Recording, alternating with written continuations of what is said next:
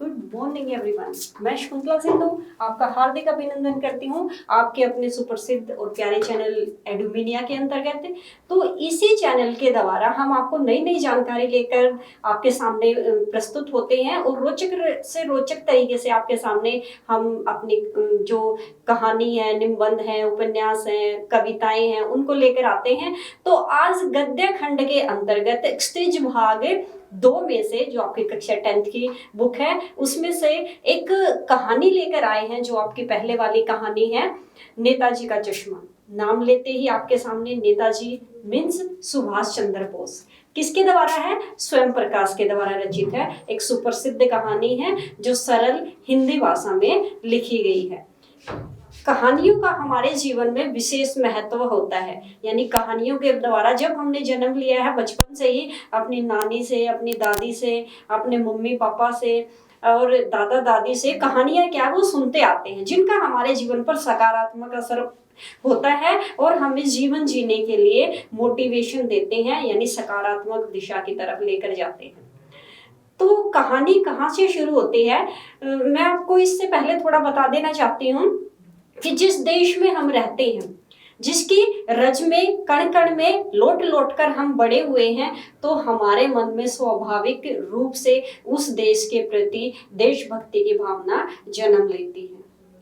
हम अपनी मातृभूमि के लिए पूर्ण रूप से कुछ भी करने के लिए तैयार हो जाते हैं। तो जिस देश में हम रहते हैं वो नदी, पहाड़ों, पर्वतों से घिरकर ही नहीं बनता है, बल्कि उस देश में रहने वाले जितने भी व्यक्ति हैं, यदि उनके मन में अपने देश के प्रति मातृभूमि की भावना है तो वो देश सर्वांगीण चहुमुखी विकास करता है। तो कहानी हमारी कहाँ से शुरू होती है, दोबारा से एक बार फिर से देख लेते हैं कि कक्षा 10वीं क्षितिज भाग 2 गद्य खंड के अंतर्गत है। हमारी जो कहानी का नाम है, यानी पाठ नंबर 1 है हमारा, और इसको गद्य खंड में संस्मरण होते हैं, रेखा चित्र होते हैं, नाटक होते हैं। तो नाटक के में कहानी में से, रेखा चित्र में से मुख्यतः रूप से ये कहानी है। 1 नंबर का क्वेश्चन यहाँ पे पूछा जा सकता है कि नेताजी का चश्मा किस विधा की रचना है, तो हम लिखेंगे कहानी है। तो पाठ का नाम है, कहानी का नाम है नेताजी का चश्मा। इसके लेखक का नाम है स्वयं प्रकाश। इनका जन्म हुआ था 1947 और इनकी मृत्यु जो आपके पाठ्य पुस्तक में नहीं दी गई है, क्योंकि पिछले साल ही इनकी कोरोना की वजह से इनकी मृत्यु हो गई है, और मृत्यु हुई थी 8 दिसंबर सन 2019 में। सुप्रसिद्ध कहानीकार, बड़ा दुखद दिन था जब वो हमें छोड़कर चले गए थे। तो भाषा है शुद्ध साहित्यिक हिंदी भाषा में रचित सुप्रसिद्ध कहानी है। कहानी में मुख्यतः रूप से यहाँ पर 6 अंक लिए गए हैं। अंक होता है भाग, कहानी के कौन कौन से भाग हैं। तो कहानी सबसे पहले शुरू होती है मुख्य चौराहे से, शहर का जो दृश्य है। दूसरे नंबर पर हमारे आते हैं हालदार साहब, जो इस कहानी के मुख्य पात्र हैं, जिनके इर्द गिर्द क्या है वो कहानी घूमती रहती है। नेक्स्ट हमारा एक मास्टर जी का भी चित्र अंकित होता है, यानी मास्टर जी के भी बारे में बताया है। नेक्स्ट है पान वाला, उसके बाद है कैप्टन चश्मे वाला, और नेक्स्ट है लास्ट वाला है हमारा सरकंडे का चश्मा, जो एक बच्चे ने बनाया था। तो कहानी किस प्रकार से शुरू होती है? मुख्य चौराहे से। हालदार साहब है वो एक कंपनी में मैनेजर के पद पर नियुक्त होते हैं और काम के सिलसिले में हर 15 दिन एक बार चक्कर लगाते हैं उस मुख्य चौराहे से। मुख्य जो कस्बा है वो ज्यादा भीड़ भाड़ वाला नहीं है, कहानी में चित्रित किया गया है। वहां पर एक नगर पालिका होती है, उसके बाद 2 ओपन है, वो सिनेमा घर होते हैं। ओपन मतलब खुले में, बेंचेस लगा दिए जाते हैं, कुर्सियां लगा दी जाती हैं, पर्दा लगा दिया जाता है। मुख्यतः रूप से 2 ओपन सिनेमा घर हैं। उसके बाद नगर पालिका है, आसपास इक्कड़ दुक्कड़ चौराहे पर घर हैं। तो ज्यादा भीड़ भड़ा वाला इलाका नहीं है, वो खुला खुला सा साफ सुथरा इलाका होता है। तो हर 15 दिन में हालदार साहब वहां से गुजरते हैं, जो कहानी के मुख्य पात्र हैं। एक बार क्या होता है कि जो नगर पालिका है उसने निर्णय लिया कि चलो किसी स्वतंत्रता सेनानी की मूर्ति को बना दिया जाए। तो मूर्ति को बनाने के लिए उन्होंने मीटिंग रखी और डिसाइड किया, निर्णय लिया कि किसकी मूर्ति बनानी है। तो सब ने, जितने भी अधिकारी थे, सब ने निर्णय लिया कि चलो भारत को आजाद कराने के लिए मुख्यतः रूप से नेताजी सुभाष चंद्र बोस का नाम सबके मस्तिष्क में आया और उन्होंने कहा कि चलो शहर के मुख्य चौराहे पर नेताजी सुभाष चंद्र बोस की प्रतिमा बना देते हैं। तो मूर्ति बनाने के लिए उन्होंने मूर्तिकार की तलाश की, तो मूर्तिकार उनको नहीं मिला। आनन फानन में, जल्दबाजी में एक ड्राइंग मास्टर है जिनका नाम है मोतीलाल। मोतीलाल को उन्होंने मूर्ति बनाने के लिए चुन लिया। वो कोई सफल मूर्तिकार नहीं था। कहानी में बताया गया है कि मोतीलाल है वो सिर्फ और सिर्फ एक स्कूल में ड्राइंग के मास्टर थे। इतने एक्सपर्ट, इतने कुशल मूर्तिकार नहीं थे।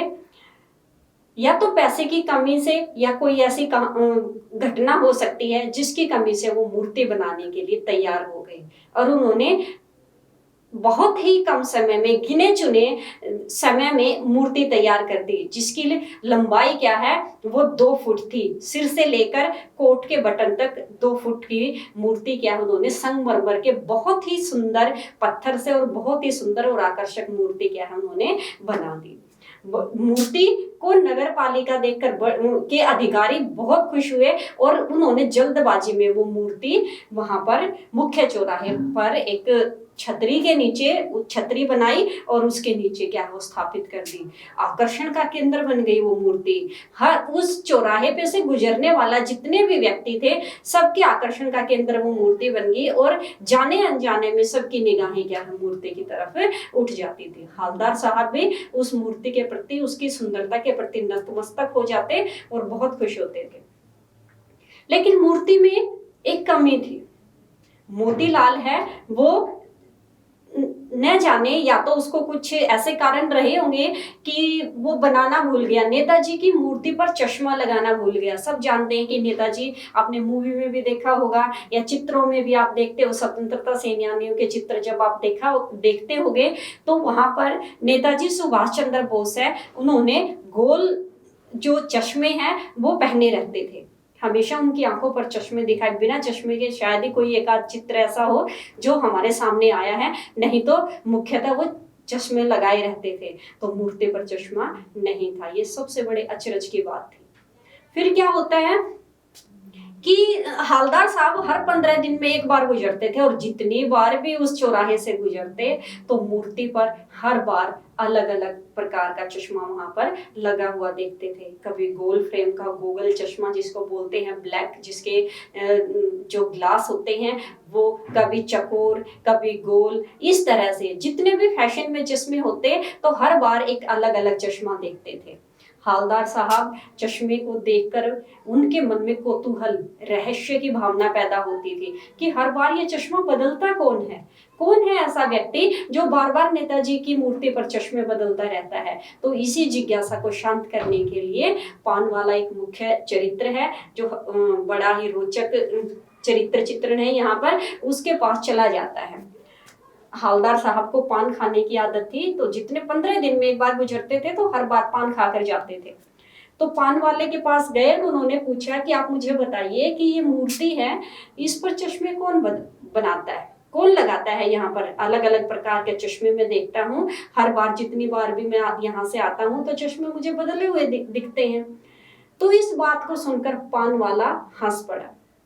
उसके मुंह में पान भरा हुआ था। हवलदार साहब की बात का उत्तर देने के लिए पहले उसने पान को थूका, अपनी तोंद पर, मोटी तोंद थी, पेट था उसका, उस पर हाथ हिलाया और जोर जोर से हंसने लगा। हंसने के कारण उनकी बत्ती सी क्या है जो लाल काली हो गई थी वो दिखाई, लाल पीली हो गई थी वो दिखाई देने लगी और उसका जो पेट है उस पर बल पड़े और हंसते हुए क्या है वो ऊपर नीचे हिलने लगा। हवलदार साहब ने उनकी इस हालात को देखा तो वो चुप हो गए, लेकिन फिर भी हवलदार साहब अपनी बात को लेकर परेशान थे, अपने कौतूहल को शांत करना चाहते थे। तो उन्होंने पूछा कि आप मुझे बताइए कि कौन यहाँ पर चश्मे चेंज करता है? तो उन्होंने कहा कैप्टन चश्मे वाला। तो हवलदार साहब ने सोचा कि शायद वो फौज में कैप्टन होगा। तो उन्होंने कहा क्या वो फौज में कैप्टन है? तो जो ये पान वाले हैं उन्होंने हंसते कहा नहीं, वो लंगड़ा है, लंगड़ा, वो क्या जाएगा फौज में? तो हवलदार साहब बड़े हैरान हुए, क्योंकि जो कैप्टन वाले के प्रति देशभक्ति की भावना थी पान वाले के द्वारा उनका मजाक उड़ाया जा रहा था, तो यह बात उनको अच्छी नहीं लगी। उन्होंने पान खाया और अपनी जीप पर सवार होकर चले गए। कुछ समय पश्चात 2 साल के बाद एक समय ऐसा आता है जब वो फिर से गुजरते हैं उस जगह से, और वहां पर क्या देखते हैं कि जो मूर्ति है वो बिना चश्मे के नजर आती है। अब बिना चश्मे के मूर्ति नजर आती है तो एक गहरा दुख, गहरा धक्का उनको लगता है और सोचते हैं कि मूर्ति पर चश्मा क्यों नहीं है, क्या हमारे अंदर अब देशभक्ति की भावना नहीं रही है।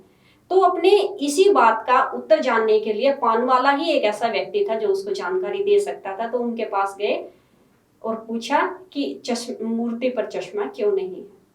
इस बात को सुनकर पान वाला अत्यधिक भावुक हो गया, उसकी आंखों से मोटे मोटे आंसू बहने लगे और उन्होंने कहा कि साहब, कैप्टन चश्मे वाला मर गया, उसकी मृत्यु हो गई, अब मूर्ति पर चश्मे लगाने वाला कोई भी व्यक्ति नहीं बचा है। तो बड़ा हैरान हुआ। अब एक छोटी सी प्रसंग यहाँ पर, छोटा सा प्रसंग उभर कर आता है कि कैप्टन चश्मे वाला है, वो चश्मे बेचने का कार्य करता था, अपने परिवार का पालन पोषण करता था, बूढ़ा सा मरियल सा व्यक्ति था, और ग्राहक को यदि मूर्तियों पर चश्मे लगाता था और ग्राहक को यदि वो चश्मा पसंद आता था तो उतार कर दे देता और उसी समय दूसरा चश्मा उस पर लगा लेता था और अपना जीवन यापन करता था। उसकी उम्र हो गई थी, एक समय ऐसा आया जब वो काल का ग्रास बन गया, तो मूर्ति पर काफी दिनों तक कोई भी चश्मा नहीं लगा। हालदार साहब जितनी बार भी जाते, वहां से गुजरते, हर बार क्या है, मूर्ति को देखते और बिना चश्मे के मूर्ति को देख पाना उनके लिए बड़े दुख की बात होती। तो काफी सालों तक वो वहां से नहीं गुजरे और एक समय ऐसा आया जब 1 साल के बाद वो वहां से गुजरते हैं, तो उन्होंने निश्चित कर लिया था, उन्होंने सोच लिया था अपने मन में कि मैं अब मूर्ति की तरफ आंख उठाकर नहीं देखूंगा और ना ही पान खाऊंगा। तो उन्होंने ड्राइवर को कहा कि जल्दी से यहाँ से गाड़ी निकाल लीजिए। आनन फानन में ड्राइवर ने जैसे ही गाड़ी निकाली तो न जाने ऐसा क्या हुआ कि अनायास ही उनकी दृष्टि मुख्य चौराहे पर बनी हुई नेताजी की मूर्ति की तरफ उठ गई। नेताजी को बड़ा आश्चर्य हुआ।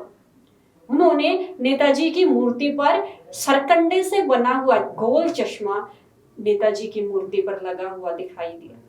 बड़े खुश हुए और अपनी इसी जिज्ञासा को शांत करने के लिए वो मूर्ति के पास फटाफट गाड़ी रोकने से पहले ही ड्राइवर को उन्होंने संकेत दिया कि गाड़ी रोको, और जैसे ही ड्राइवर ने ब्रेक लगाए आनन फानन में, तो ब्रेक लगने से पहले ही गाड़ी की खिड़की खोलकर वो मुख्य चौराहे पर जो मूर्ति थी उसके सामने जाकर खड़े हो गए। अब देखते हैं कि वहां पर गोल फ्रेम वाला जो चश्मा है वो मूर्ति पर लगा हुआ है सरकंडे का। सरकंडे होता है पतले पतले जो तिनके होते हैं, उससे बना हुआ चश्मा लगा था। बड़े खुश होते हैं, उनके मन में देशभक्ति की भावना क्या वो भर जाती है और बड़े गदगद होते हैं। आसपास वालों से पता चलता है कि मूर्ति पर सरकंडे का चश्मा किसने लगाया था, तो पता चलता है कि मूर्ति पर सरकंडे का चश्मा बनाने वाला एक बच्चा था। बच्चे के द्वारा मूर्ति पर चश्मा, बिना चश्मे के वो मूर्ति को नहीं देख सका। उनके मन में भी देशभक्ति की भावना हुई, एक बच्चे के मन में पैदा हुई और उन्होंने छोटे छोटे तिनकों को जोड़कर गोल फ्रेम वाला चश्मा बना दिया और मूर्ति पर लगा दिया। तो देशभक्ति की भावना है वो हमारे कार्यों पर निर्भर करती है, हमारे मन पर निर्भर करती है मुख्यतः रूप से। यदि हमारे मन में अपने देश के प्रति देशभक्ति की भावना है तो हम अपने देश के संपूर्ण विकास में क्या है योगदान दे सकते हैं। तो कहानी हमारी यहाँ पर समाप्त होती है। मुख्यतः रूप से यहाँ पर 6 अंक है, उनके बांटा गया है उस कहानी को। सबसे पहला हमारा मुख्य शहर का दृश्य है, जो मैंने आपको बताया कि 2 ओपन सिनेमा घर थे और मुख्य चौराहे पर नेताजी की मूर्ति संगमरमर से बनी हुई लगी थी, उसकी आंखों पर चश्मा नहीं था। दूसरा है जो हालदार साहब है, कंपनी के मैनेजर थे, हर 15 दिन में एक बार गुजरते थे वहां मुख्य चौराहे से, और उनकी आदत में शुमार था, आदत में शामिल था पान खाना। पान वाले के पास जाते, पान खाते, मूर्ति को देखते और अपने काम करने के लिए आगे बढ़ जाते। मूर्ति को बनाने वाले थे मास्टर जी, जिनका नाम था मोतीलाल, पेशे से अध्यापक थे, ड्राइंग के मास्टर थे। फिर मूर्ति दी जाती है संगमरमर के सफेद पत्थर से बनी हुई मूर्ति, बड़ी ही सुंदर, बड़ी ही आकर्षक मूर्ति थी। और सिर से लेकर कोट के बटन तक वो उसकी कुल लंबाई 2 फुट थी। उसकी आंखों पर चश्मा नहीं था। फिर आता है पानवाला, बड़ा ही रोचक दिलचस्प व्यक्ति है। चरित्र चित्रण यहाँ पर बताया गया है। शुरू में क्या होता है, देशभक्ति जिसके मन में, उसका मजाक उड़ाता था हर आने जाने वाले व्यक्ति का। पानवाले ने कैप्टन चश्मे वाले का भी मजाक उड़ाया, लेकिन एक समय ऐसा आता है जब उनके मन में भी देशभक्ति की भावना पैदा होती है, और इसी से प्रेरित होकर जब कैप्टन चश्मे वाले की मृत्यु हो जाती है तो उसे बहुत दुख होता है, उसकी आंखों से आंसू बहने लगते हैं। कैप्टन चश्मे वाला है, बूढ़ा सा मरियल सा व्यक्ति था, अपना जीवन यापन करता था चश्मे बेच कर। उसके बाद है मूर्ति पर हालदार साहब देखते हैं कि सरकंडे से बना हुआ चश्मा लगा है। तो कहने का अभिप्राय है, हमारे मन पर देशभक्ति की भावना सर्वाधिक निर्भर करती है। यदि हमारे मन में अपने देश के प्रति देशभक्ति की भावना है तो हम अपने देश, हमारा जो जन्म लेना है अपने देश में, वो सार्थक सिद्ध होता है। तो ये कहानी यहाँ पर समाप्त होती है।